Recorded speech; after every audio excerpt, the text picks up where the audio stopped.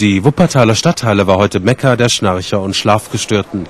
Auf der größten Infomesse zum Thema Schlafstörungen, Schnarchen und Schlafapnoe in ganz Deutschland informierten 24 Aussteller, darunter Krankenhäuser und Krankenkassen, über Therapiegeräte und alternative Heilmethoden. Bei Patienten, die unter einer Schlafapnoe leiden, kommt es in der Nacht immer wieder zu Atempausen von mehr als 10 Sekunden. Dies kann bis zum Herzinfarkt oder zum Schlaganfall führen. Häufige Symptome sind neben lautem Schnarchen auch Konzentrationsschwäche, Kopfschmerzen und Depressionen.